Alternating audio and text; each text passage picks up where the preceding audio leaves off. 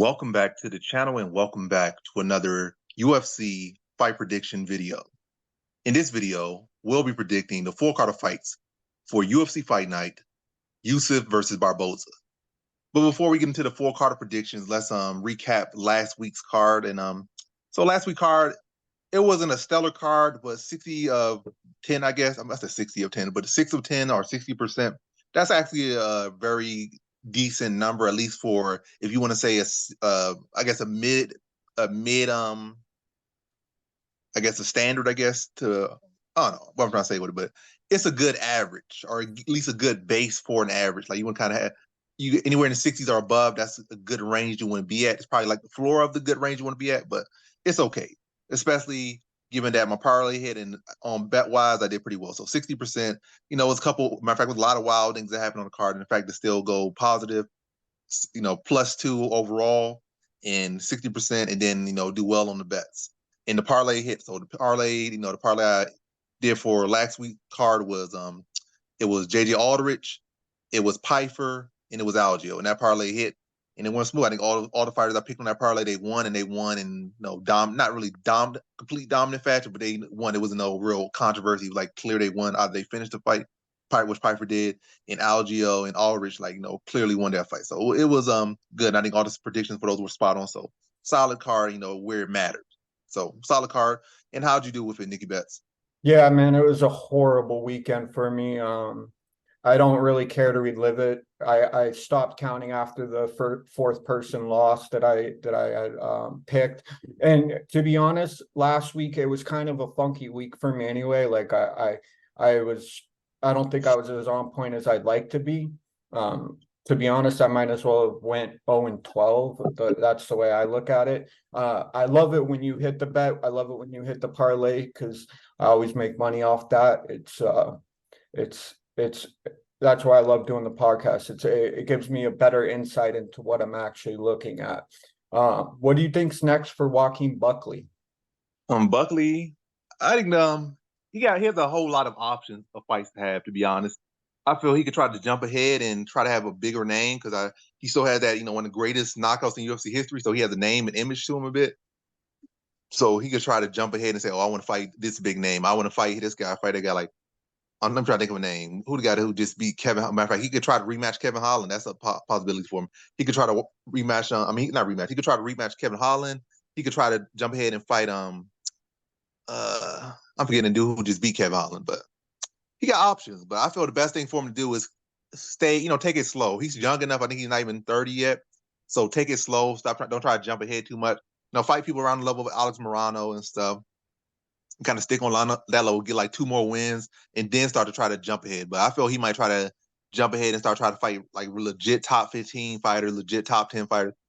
I think he can't fight like number 13, 14, 15, but if he try to jump in and fight top 10, I think that's too soon for him, and he'll probably not work out for him. But yeah, other than that, I can't really think of any specific name for him right now, but I would say the less name value, the better for him right now, and just keep piling wins. As a matter of fact, don't just look for wins, look for a statement, like, go out there and knock the guys out, submit them, wrestle them, or do something that's going to make a statement and get some knockout of the night bonuses, some fight of the night bonus, some, just get some bonuses and get your name out there, stay busy instead of trying to, fight the best guys and get injured and lose and take these setbacks because, get a more adjusted weight class and pile up some wins. That's what I would recommend for him, in my honest opinion. What about you? Yeah, no, I agree. I think the Kevin Holland fight is definitely makes the most sense considering he lost to him. If he wants to fight in, say, the top 15, like you said, I think he shouldn't go. I think he shouldn't go below 11 or even around 11 because Ian Gary's a beast, dude. Maybe Jack Della Maddalena, either him or Neil Magny would be a good fight. Michael Chiesa. I think the fight that makes the most sense that probably everybody would want to see and would probably hold the biggest value to, the UFC and everybody involved is the Kevin Holland fight. That's definitely what I would suggest. And I think that was a good point. What do you think's next for Joe Pyfer, man? He looked amazing on Saturday. Yeah, he looked good, but I think he did what he was supposed to do. He could, in my honest opinion, he could look better because he did have Al Hassan, chopping it and chewing his legs up a little bit earlier. I don't really like that. He probably could have finished his fight a little bit earlier, but you know, a win's a win. Like he got a statement done. Don't matter if it's a little bit patchy. You know, that's what happened. You rather have some patchy wins and, you know, take a little bit of adversity in fights as opposed to just get all the way to the top without facing adversity. Then you get face adversity at the top, and then you just fold the moment you face adversity because you didn't face it coming up. But again, limited adversity. He did what he did for the most part. But there are definitely things to nitpick from that fight. For Piper, um, I definitely think they kind of forced him ahead. You know, maybe top 10 fight. Like right now, I'm struggling to recognize like names that are near him that will make sense. And Can I also just give you a divisions like few? yeah, give me There's a few. Paul Craig, Chris Curtis. Paul Craig's number 12. Chris Curtis is number 13. Andre Muniz is 14, and Anthony Hernandez is 15. I don't even recognize the last two names. I I recognize know. all the names. I like, forgot what they were in the thing. I think Hernandez could be a good name for him, but I feel like Hernandez has been streaking for a long time, so he's probably not going to take that fight. Paul Craig, I think he got a fight tied up. We know he's fighting Arnold, not Arnold. He's fighting I forget the dude's first He's name. main Allen. eventing something, yeah. Yeah, he's fighting Brendan Allen. Allen? Brendan Yeah, Allen? Brendan Allen, not Arnold. Yeah. Brendan. He's fighting Brendan Allen, so he's tied up. So a lot of those names are tied up currently. I think Hernandez was supposed to fight someone, but that fight fell through. So a lot of those guys that were mentioned are currently tied up. But yeah, Paul Craig wasn't busy, but I think even Muniz is tied up. I feel like Muniz would be a good name because Muniz had some hype around him, and he clearly choked with underneath his hype, and it seemed like his career, at least as a future prospect contender, is done. So feed him to another future prospect contender or current What do you prospect think contender. about Bo Nickel? I think Bo Nickel's all right, but he ain't fought nobody yet at all. Like legit ain't fought no one yet. And he got too much undeserved hype. I know his wrestling pedigree is good and stuff. His wins looked impressive, but who did he beat? Yeah, so Bo Nickel, he still ain't ready to fight nobody yet. I mean, he could fight somebody, but there's no need to try to thrust me or he should fight Khamzat Chimaev. Like, who have you fought? You beat a 5'4" Walmart worker who lift weights on the side. Like, you didn't really beat no one. So he beat one dude like that.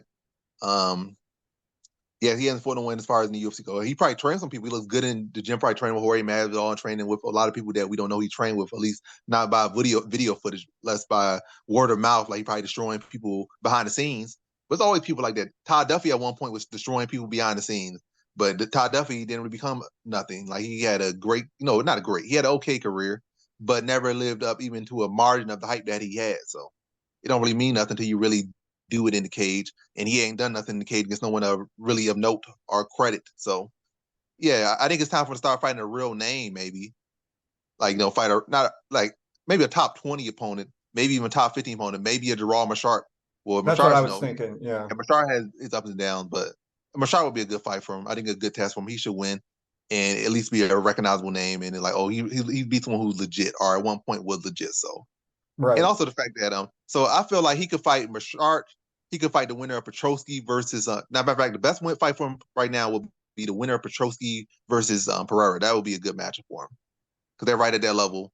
And also, whoever wins that fight would be an interesting stylistic matchup for him because Petroski kind of similar, mirrors him a lot, and Pereira, coming from a different weight class, is going to be an interesting challenge dealing with that speed and technique on the feet. But what you think?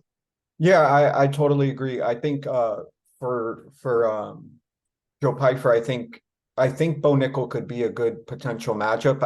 I don't think he should, if he's offered that fight, he should just say that he's sick. I don't think Joe Pyfer would lose in spectacular fashion to Bo Nickel, but I do think if Bo Nickel utilizes his wrestling, he just takes everybody down like Khamzat Chimaev. And I think you're right. I don't think that Bo Nickel has done enough to get it. I think he should fight probably Gerald Meerschaert. I think that's a beautiful pick for Bo Nickel. But for Joe Pyfer, I think the Andre Petroski Michelle Pereira fight, the winner should fight Joe Pyfer. Piper won't fight Petroski. They training partners. Oh yeah.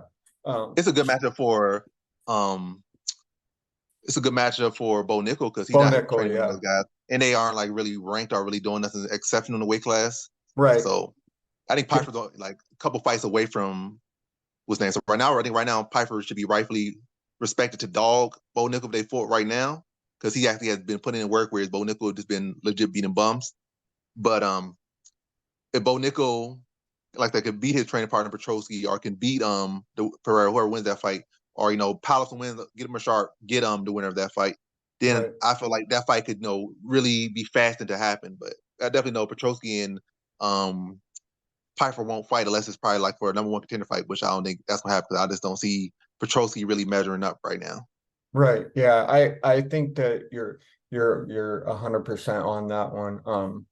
What do you think's next for Dawson, Grant Dawson? Dawson, I think he needs to take a step back. Another fighter who's been skidding, or at least been skidding, he has one skid, at least one official skid. He just lost to Bobby Green. Maybe a Jalen Turner might be a good matchup because Jalen Turner had a lot of hype, but then he's starting to lose a lot of fights, and it'll be a good question for him. Like, you finally beat a grappler. Like, you seem to struggle a lot with grapplers or people who grapple you. So maybe that'd be a good fight for him. Jalen Turner could be a good matchup for him. Maybe a Dariush could be a good matchup for him because Dariush is like, probably needs a win to bounce back. Then they're both like on one fight losing streak. But I think Dariush already has a fight, I believe, but I don't know for sure.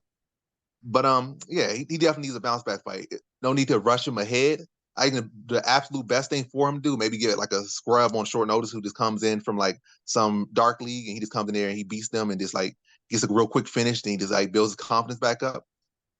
Because it's not like he was ever a true contender. Like, he was piling up wins and he was like, oh, he's one fight away from a title shot. He was not in that position. He was close. It was like a fight that's gonna put him kind of in that next level. But the fact that he lost his fight, he's not really obligated to fight the best of the best. He's like, oh, I could fight, the bum of the week. They bring a guy from out of any organization. Like, who is this guy? They just brought this random guy from this organization who all his wins are over guys that are 0-100, and they just bring him on short notice. And Grant Dawson just take him down and submit him in like 2 minutes. So he could do that, or he could just, again, maybe move a little bit laterally instead of upward. Matter of fact, even Dariush kind of sounds upward. Dariush was like literally he probably earned a title shot, but he decided to fight Charles Oliveira instead. So, or he really earned one, but the UFC said you got to fight Charles Oliveira. So even Dariush is above him, I would feel. So I definitely, matter of fact, I think he needs to take a step back and get his head back on the shoulders, get 2 more wins, and then kind of run this scenario back with maybe another fight around the same level. Is Bobby Green, another veteran up there, and then get back, and then he jumps to maybe trying like 2 more fights away from a title shot, or put himself in that kind of position. But right now, he needs to take some step backs. He needs to reevaluate because he's not there right now. But how you feel? Yeah, I tend to agree. I think the best move for him is to probably take 6 months to a year off of fighting, not training, but fighting, and build up like you said, 1 or 2 wins that look good, and then the rematch with Bobby Green would be nice. I think Jalen Turner's a great option, and I know Dan Hooker's ranked number 8, but I think that could also be a potential good matchup for Grant Dawson. But yeah, I think giving him a break and letting him reevaluate his entire situation is his best move at this point. So Bobby Green winning at 37, what do you think's next for him? He's ranked number 13 now. I don't think I he think had a it's like great. ranking. Yeah, I think he was ranked. I think at one point he might have been ranked, but as far as before this fight, he wasn't ranked. But or currently wasn't ranked prior to this fight. But right now, I think it's a great win for him. But to be honest, I don't think it really changes his trajectory in the sport at all. I'm not gonna see him like pull off some great run and become a champion or become a title contender at this age. I think he can maybe pull off a couple more upset wins at best. But yeah, I just don't see it really measure up too much. I see he gets a good win. He gets put in a good spot.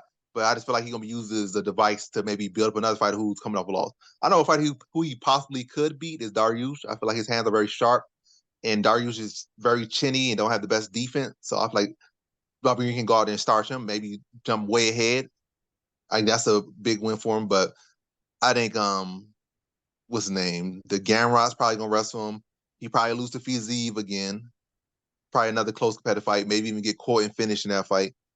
But yeah, or maybe take a Poirier, get a rematch with Poirier, lose to him again or something like that. But yeah, I don't really see him going too far with it. Like, no insult to him, no disrespect to him. I just don't see at this age, and and with his I don't know, with everything that's all that makes up him, I just don't see him being able to stack enough wins to really make no change in his career. But hey, He got a good win. No luck, no fluke. He won. He did what he had to do. He got it done. It was better in the night. But as far as sustaining this, the fire of this win and the success of this win, I just can't see it. But how you feel? Yeah, I feel for Bobby Green because he was looked spectacular. He proved everybody wrong.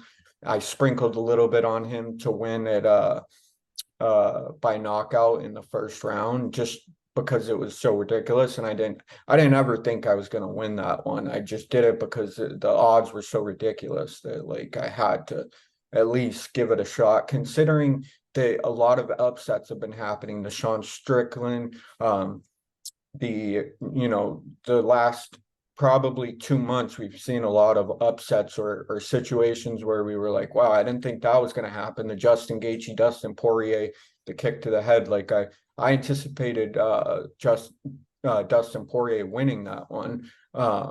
I do think that the fight this weekend is going to be similar to the Bobby Green Dawson fight because I think the Sadiq Yusuff Edson Barbosa. I think if you sleep on someone who's that skilled or you give them even a moment's break, they'll capitalize on it and they'll win. And that's what Bobby Green did. That's what Justin Gaethje did. That's what Sean Strickland did. So I think Bobby Green probably fighting a Jalen Turner would be a really cool fight because they're both strikers and they're both Bobby's really flashy and Jalen Turner's really long. So I think that would be a really cool experience to see those two fight. But outside of that, I honestly I think that you're probably right. He's probably just going to get fed to the wolves in some form or fashion, and we're gonna see something happen. And but all the power to the man. He did an awesome job. But yeah, let's get started with the card. All right, so now onto the fight prediction. So in our first fight, we have in the women's strawweight division, we got Ashley Yoder versus Emily Ducati. And how I feel about this one right here is I'm going average confidence. Emily Ducati to beat Ashley Yoder. I just see this is very similar to the JJ Aldrich versus Montana De La Rosa fight. I feel like Yoder is just like she's kind of a lanky, long body fighter who's a wrestler, but not a very good one as far as MMA goes, or and has not had the great success. Hasn't been very active. I think Ducati has good wrestling defense, and she's a much more technical striker. So again, very similar to the De La Rosa fight. So I think she'll be able to keep this on the feet. And I think she outstrikes Yoder and beats her to a decision. So Yoder is tough. She has okay wrestling, but is she all that great with it? Is she all that successful with it? And going with Ducati, who does have some pretty solid takedown defense, I think, yeah, keeps on the feet, outstrikes her, beats her to a decision. So in this one, I have Emily Ducati via decision. Now over to Nikki Betts. Yeah, I definitely agree. I think Ashley Yoder definitely has got grit. She's tough. She's definitely got some skills. But she's 1-4 of her last five. Her record overall is 8-8. She's lost every fight or won every fight by decision, whether it was a split decision, unanimous, it's always by decision, at least in the UFC. So I think betting over 1.5, which is going to be my bet, I think that bet hits 90% of the time. I think both fighters kind of go to decision. I think that Emily could probably catch her. She's a fighter who lands more than 6.5 strikes per minute and absorbs 8.38. So it makes me second guess Ducati a little bit, but I think I'm gonna go Emily Ducati in this one and give it to me by decision because it looks like that's both fighters' area that they kind of draw to. All right, cool. Now to our next one, we have in the bantamweight division, we got Chris Gutierrez versus Alatang Heli. And how I feel about this one right here is I'm going low confidence. Chris Gutierrez to beat Alatang Heli. I feel like this fight does got a little bit of suspicion around it. So I don't know if Alatang Heli is going to go back to his wrestling, which could make this fight very interesting. And sometimes Chris Gutierrez does let off the gas. So even if he doesn't go to his wrestling, or maybe he just goes for one takedown and decides to, Alatang Heli decides to go for one takedown, secures that, he gets still around and win a controversial close decision. I definitely could see that in the works, if that happens. I mean, I definitely could see that as a possibility. Yeah, Chris Gutierrez is a very solid fighter, but he's not as thorough as you would want him to be. And this is not like the easiest style matchup for him. but I do think he should win. Not putting a whole lot of confidence and probably zero investment in this one. But I think Chris Gutierrez is the better fighter. And I don't think Alateng Haley's wrestling is all that great. But again, I think it's is enough that it could possibly be the X factor that allows him to win a close decision over Gutierrez. But I think Gutierrez should be solid enough to be a defender takedown.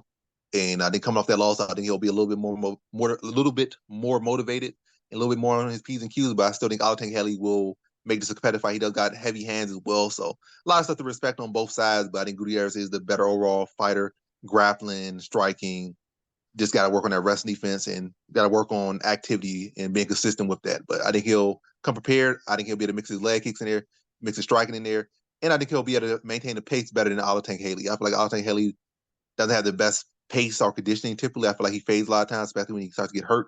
So yeah, I think Chris Gutierrez will be able to sting him, land the cleaner, consistent shots, mix it up high and low, and start to start to separate himself from Alateng Haley down the stretch. So in this one, I got Chris Gutierrez via decision. Not over to Nikki Betts. Yeah, you definitely took most of what I was thinking and said it about both fighters. Chris Gutierrez, he's 19-4. He lands almost 5 punches per minute, which is solid, and he only absorbs about 2.75, which is low, especially the fact that he's able to land almost 2.5 more times than he's getting hit.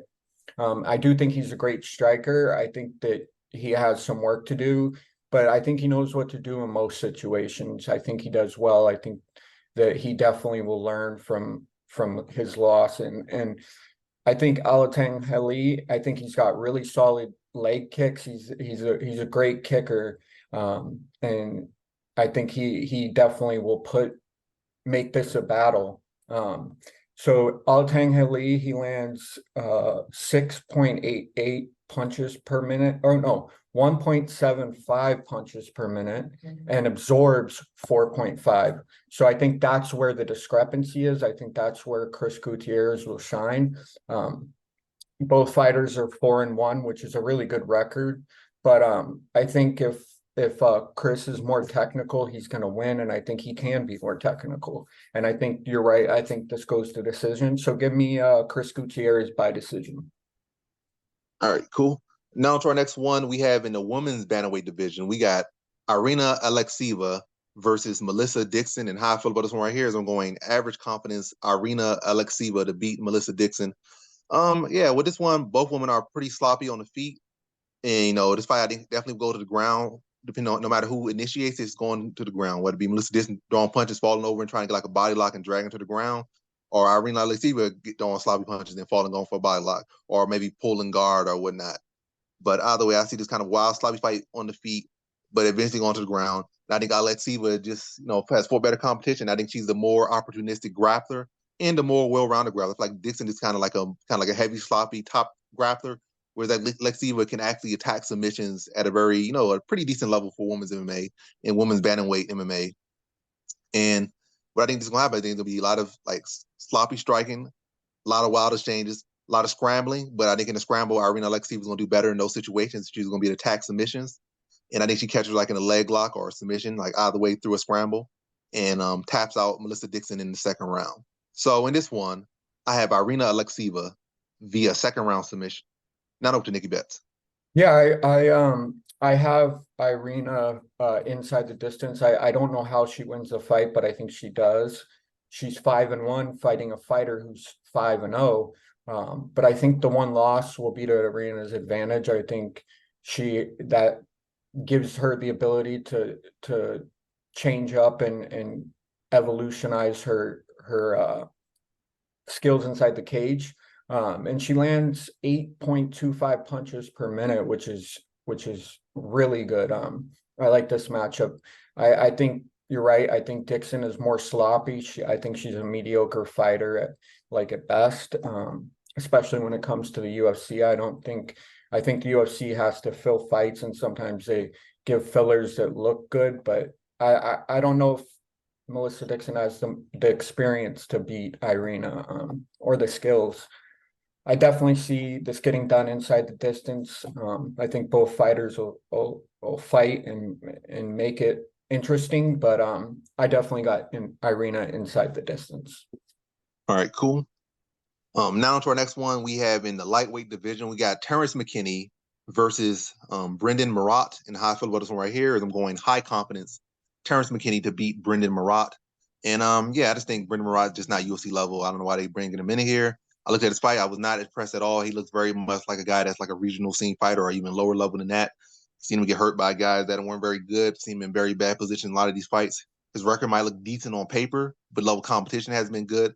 And as far as the wins over these level competition has not been stellar at all, to be honest. So I think this is another type of level of fighter that Terrence McKinney will just run right through, by whatever means he wants to do it.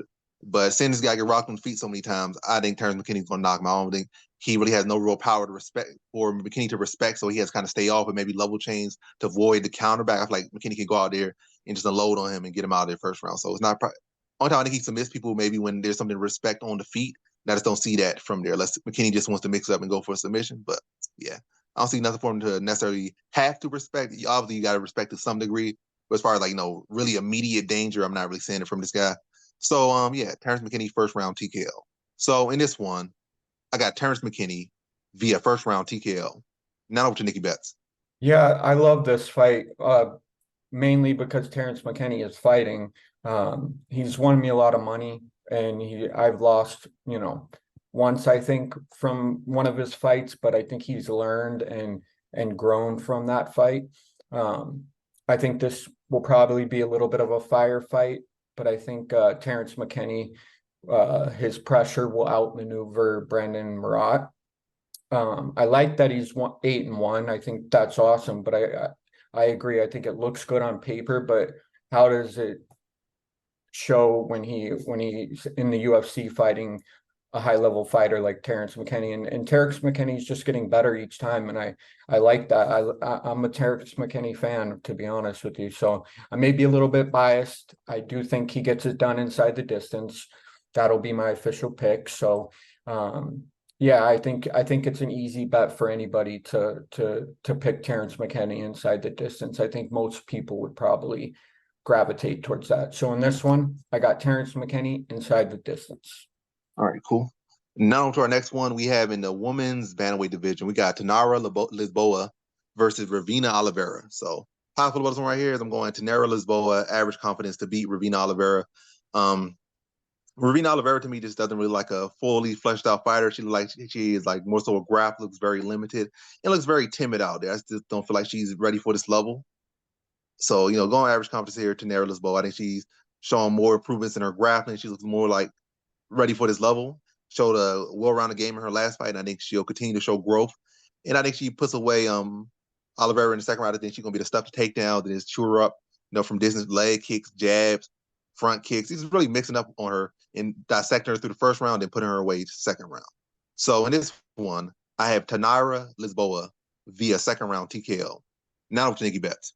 Yeah, this is an interesting fight. Tanara Lisboa is 6-2, won 4 of her last 5. She's definitely a decent fighter, but I think the minus 350 seems like way too much to even consider betting on her. I don't think Oliveira is in any way, shape, or form better than Lisboa, but I do think that she'll probably gain some of Lisboa's respect at some point. Maybe she doesn't, but I don't believe she's better, but I do see a little bit of back and forth between the two until Lisboa eventually starts to dominate and break Oliveira down. I think most likely Lisboa wins by decision. I think that's oh, my whole setup just went down. I think that yeah, I think Lisboa wins by decision. I'm not minus 350 on that one, but I think you have a pretty good chance of her, showcasing her talents that night. I think over 1.5 is probably live too, but yeah, in this one I got Tanara Lisboa in by decision. All right, cool. Now to our next one, we have in the featherweight division, we got Darren the Damage Elkins versus TJ Brown. And how I feel about this one right here is I'm going average confidence TJ Brown to beat Darren Elkins. I just feel like Darren Elkins is his name implied, damage. What the damage, but he is damaged. He's not the damage. He's damaged. I think he's damaged in this one. He's getting up there in age. He's taking a lot of damage throughout his career, and he's definitely showing. It looks very punch drunk out there. I think the wrestling could be very much issue for TJ Brown. I think in several of his fights he has had issues with wrestling, even though he's supposed to be a wrestler. I've seen that, but I think he should be able to address that in this one. Maybe some issues early on with Darren Elkins with the wrestling, but being able to work his way back to the feet and just be able to take advantage of an easy target as far as Elkins is at this point in his career. Just land shots on him, cut him up, bust him up. And I think he stops him late second round. It's really the ref saving him from himself, like just accumulating damage, leaking, bust up, and not really defending shots properly. Probably like a stand-in TKO for TJ Brown. So in this one, I got TJ Brown via second round TKO. Now to Nikki Betts. Yeah, I'm definitely on the fence with this one. Darren Elkins, 27-11, fighting a fighter who's 17-10. Not great records for either guy. He is a good fighter, I think. I think if he gets the takedown after the first round, he can win. And I don't say that confidently, but I think that TJ Brown, technically, his skills and his ability to fight and be the better fighter is definitely apparent. And I don't think Darren is as good as TJ Brown, but I think where TJ Brown lacks is he's very reckless with his striking. He's reckless with his gas tank, which makes this a close fight at a lot of points. Maybe Elkins gets him down and just holds him down for the last two rounds. I think TJ Brown could definitely knock out Darren Elkins, but I don't know the likelihood of that. So I don't want to sit here and pretend like I'm so confident in either fighter. I'm gonna do either TJ Brown by KO, I think is a live bet, and I think money line Darren Elkins is definitely a good bet. But if I have to pick one person, I'm gonna choose the wrestler in this one, Darren Elkins. Let's say by decision. All right, cool. Nice dog there. All right. Now to our next one, we have in the bantamweight division, we got Christian Rodriguez versus Cameron Simon. And how I feel about this one right here is I'm going average confidence, Cameron Simon to beat Christian Rodriguez here. I think this is a very competitive fight. I definitely think there's avenues for both guys to win here. The grappling department for Rodriguez is definitely an underrated path to victory for him. I've seen not too long ago, Simon had a fight. Was it against Elsa or one of these guys? And I think he got taken down. Like it wasn't Elsa. Elsa a different weight class, but it was one of these fighters he fought him not too long ago, and he got taken down multiple times. Had issues there, and I feel like Rodriguez can look to take advantage of that potentially. But regardless, I think this is a very, very close fight. But I think I think Cameron Simon, I think he'll be able to rally late. I think it will be a very competitive fight. I think Chris Rodriguez leading early, mixing in the striking, mixing the grappling, being a little bit sharp, being a little bit more technical on the feet. But Cameron Simon being relentless, being tenacious out there, just fighting off pure heart, skill, and giving everything he got in there. And then down the stretch, like third round, probably gets a nice clean shot in there, maybe a drop, and just really steals that round pretty big down the stretch, and wins a close split decision over Christian Rodriguez. That's kind of how I see this one. Close matchup, two young talents, but Cameron Simon just doing a little bit more and getting the win, over Christian Rodriguez. So in this one, I got Cameron Simon via decision. Now to Nikki Betts. Man, I'm super excited about this fight. When you said the names, I was like, yes, I can't wait for this fight. I earned a lot of respect for Christian Rodriguez after the Raul Rosas Jr. fight because I picked Raul Rosas Jr. or at least bet on him, and didn't give Christian Rodriguez the credit of being much older than Raul Rosas Jr., which I think if they were in the same age bracket, I think that it would have been a tough fight. But I think Christian had ways of winning at that point as well. Definitely my favorite fight of the night. And I think there's going to be bonuses going to this one as a fight of the night. I like his patience, especially the way he used it against Raul Rosas Jr. But I definitely agree. I think Cameron Simon is the better fighter by this much, not by that much, this much, like nothing. I think they both have ways of winning. They both have ways of achieving what they're looking to do. And I think for Christian Rodriguez, it could be the grappling. And I think for Cameron Simon, it's just his technicality and his striking. I like that he's 9-0. I like that Rodriguez is 9-1. But it's going to be a tough one. But I think very close decision or over 1.5 is a good bet. But I do got Cameron Simon by decision, and I think over 1.5 is definitely a safe bet because I think both fighters are tough and gritty, and I don't think that they're going to get out there under 1.5 unless a Bobby Green situation happens. All right. Yeah. Now, next one we got in a catchweight bout at 130 between Edgar Chairez versus Daniel Lacerda. Well, 2 because it's a rematch. Even though the first fight really didn't happen because it was a no contest, but hey, Chairez versus Lacerda 2. How I feel about this one right here. I'm going average confidence. Edgar Chairez to beat Daniel Lacerda. It does have a little bit of weird feeling behind this fight, like their rematch, and maybe Lacerda downloads a second round in him instead of just being a first round fighter, and it changes the whole complexity of this fight. But I'm still going with the same exact prediction I had the first time. Less confidence down for whatever reason, but I am.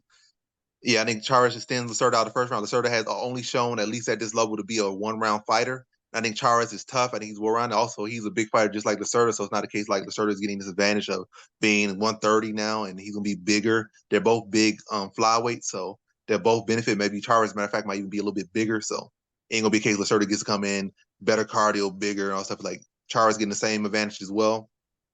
And yeah, I still think that he's going to still have that same cardio issue.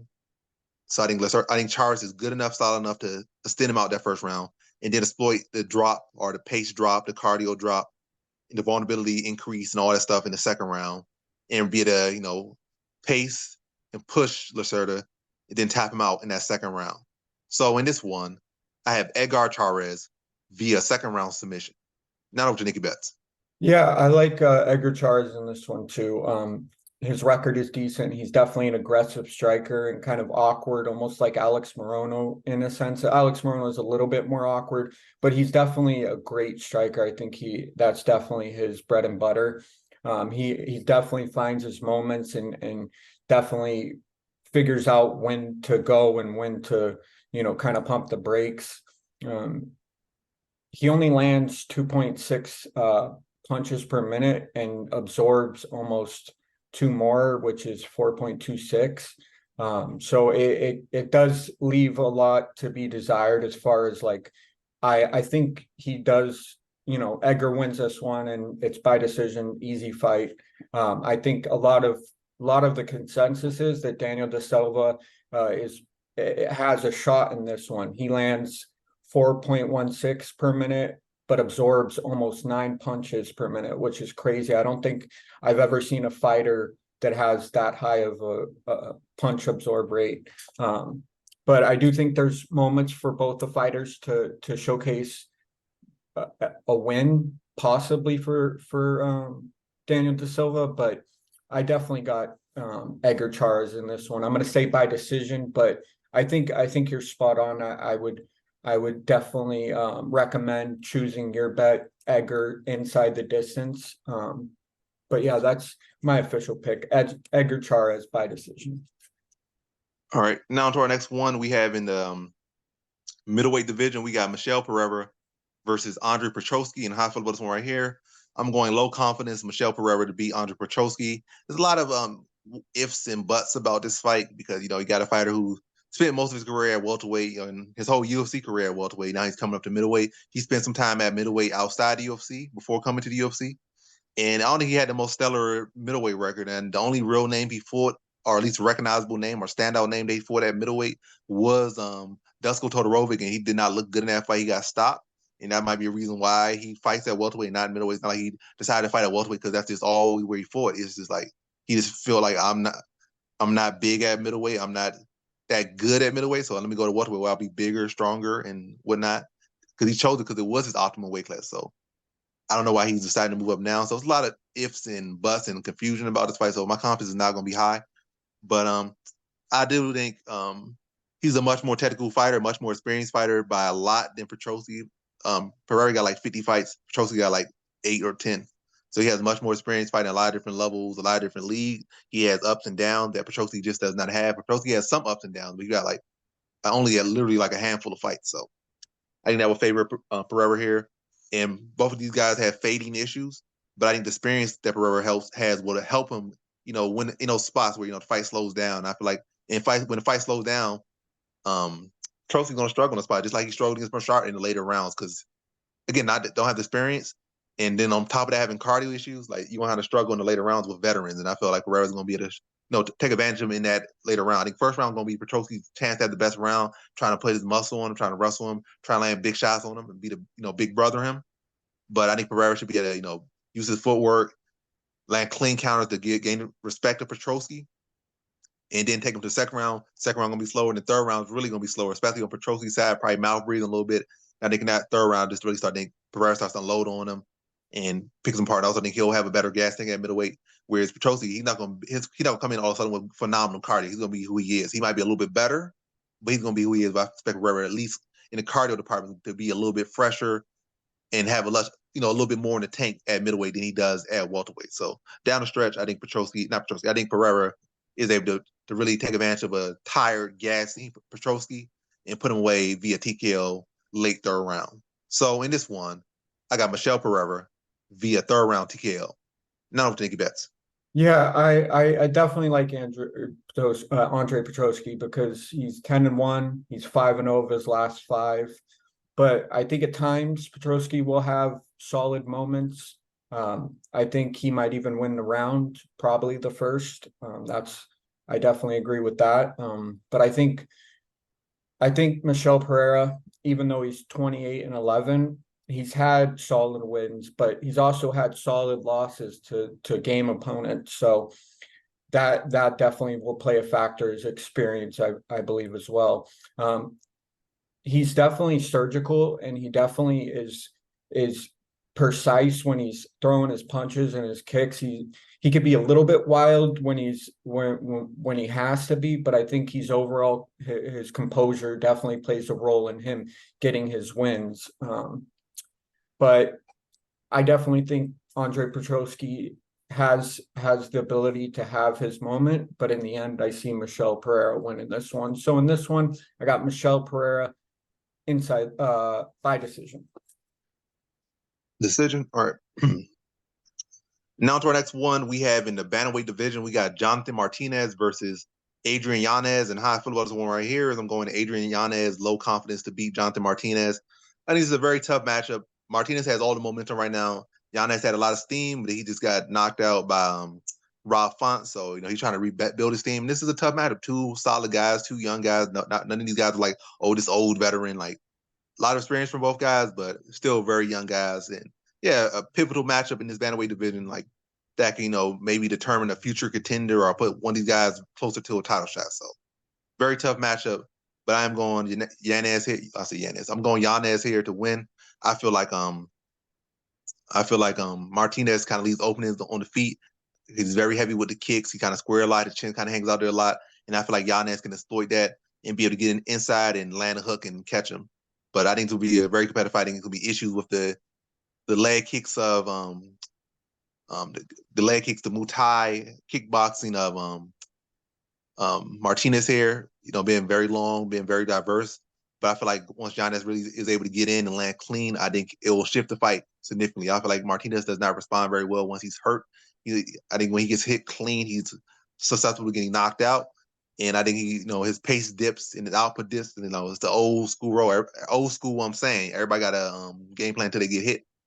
Or your black belt, then you hit them, they turn to a brown belt, hit them again, they turn to like a white belt, yellow belt, or whatnot. So I feel like that's going to be in this fight. Even though he's not really a grappler, I think it's going to be so, as far as his confidence, his striking, his output, I feel like Giannis is going to be a little bit faster with the hands, a little faster with the feet, or at least the footwork to get in on the inside, and better with the combinations. That's going to be his path to victory. Very competitive fight, but I think Yanez is able to stop him in the second round, catch him. As he's probably trying to load up on a kick or trying to set up a kick. Hands are low, catch him over top with like a hook or sneak a hook in there, drop him, then finish him off with some ground and pound. So in this one, I got Adrian Yanez via second round TKO. Now over to Nikki Betts. Yeah, I definitely agree. I think this is a close fight as well. Jonathan Martinez, he's 18-4, won 5 of his last 5, and I think that is going to play to his benefit. I definitely, like I said, think this is a close fight. I think both fighters are very skilled.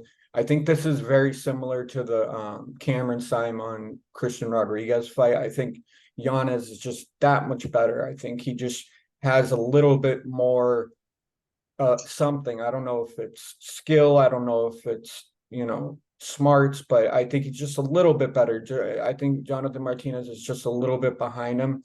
Adrian Yanez is 16-4. He's only 2 fights behind Jonathan Martinez. Won 4 of his last 5. Yeah, I think Adrian Yanez, he absorbs 1 punch less than he lands. He absorbs 6.75 to 5.89, and I think that he could probably correct that a little bit by just being a little bit more patient. But I think he definitely has the skill to get this done. I'm definitely going Adrian Yanez by decision. That's my official pick. So in this one, I got Adrian Yanez by decision. All right, nice. Now to our next one, we have in our co-main event in the women's flyweight division, we got Jennifer Maia versus Viviane Araújo. And how I feel about this one right here is I'm going average confidence. Jennifer Maia to beat Viviane Araújo. I think it's just a momentum pick, to be honest. I can't be like, oh, this fighter should for sure win stylistic wise and this wise and that wise. And all honesty, this is a momentum pick.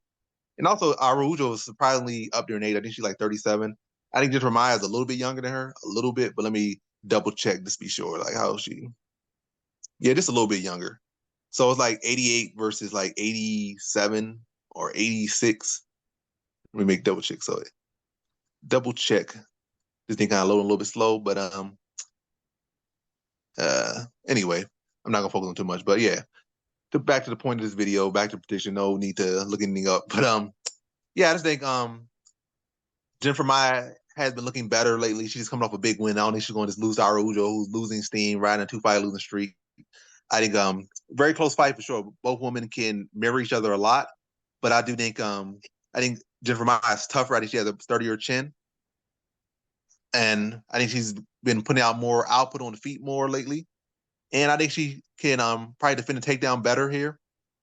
And I think right now, I think she's in a better position. So riding the steam of that big win, I think she'll come here motivated, whereas Araújo's come in with her back against the wall. And I just don't think she's going to come in the best version of herself. And I think that's also going to aid Jennifer Maia to win. So I think Jennifer Maia should come in here, very, very close fight. But I just think Jennifer Maia is going to outwork her and be a little bit sharper and be more on point this one, riding the streak and coming in there, especially coming off a big win and coming here, with a fire in her belly. Whereas Araújo's coming here, a little bit still, a little bit demoralized, or a lot of bit demoralized. So yeah, momentum definitely heavy in this one. Going Jennifer Maia to win a decision victory here. So in this one, I got Jennifer Maia via decision. Now to Nikki Betts. Yeah, I'm leaning Jennifer Maia in this one as well. Even though she's 21-9, that's not a bad record. She's lost I guess half of the times that she's won. I don't know if that's correct. Don't listen to that. She's won 4 of her last 5. I think that her experience will earn her the victory in this one.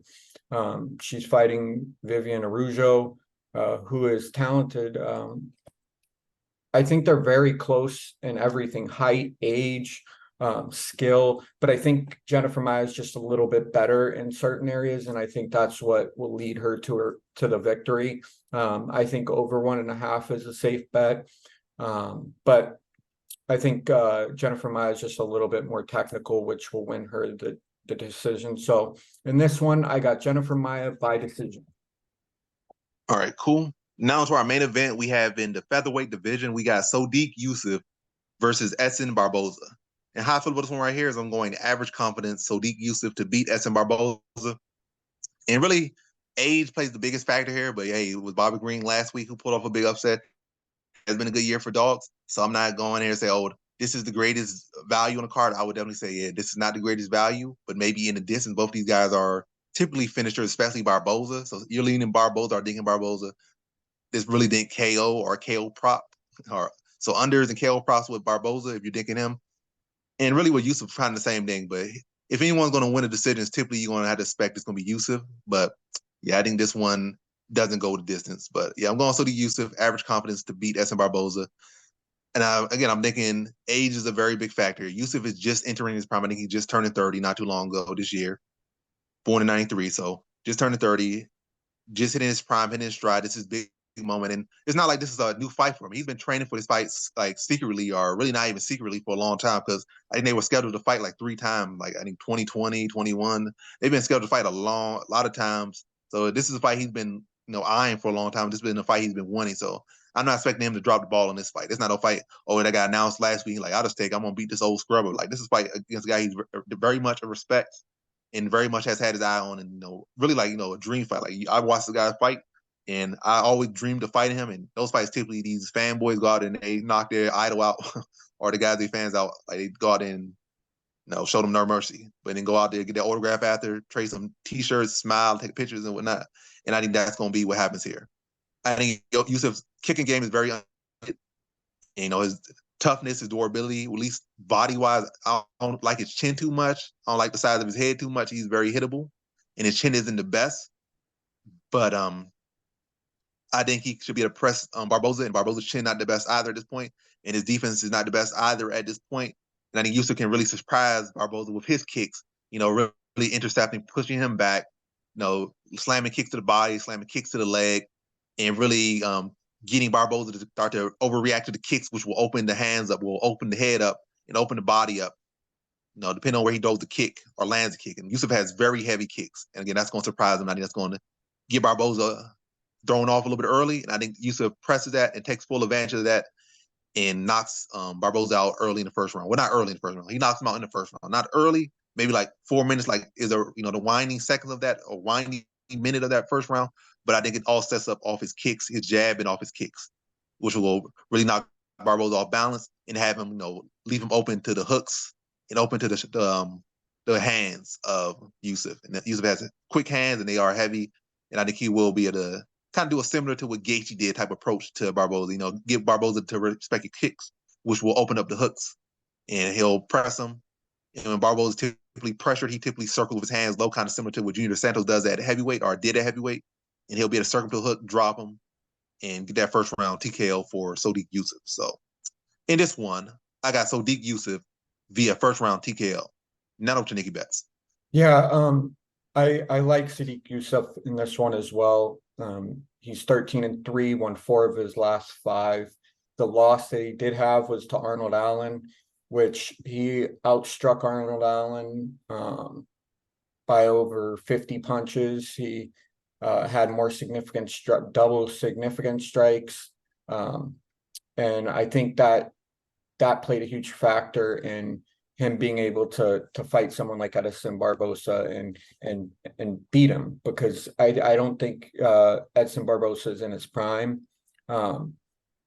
I think the odds reflect well, though. I think Sodiq Yusuff's like minus 167 and Edson Barbosa's 135. I think you're absolutely right. Playing this like the Bobby Green card, I think if you pick Edson Barbosa by KO, I think that could easily hit. The likelihood of that happening is, minus 159, like the odds say.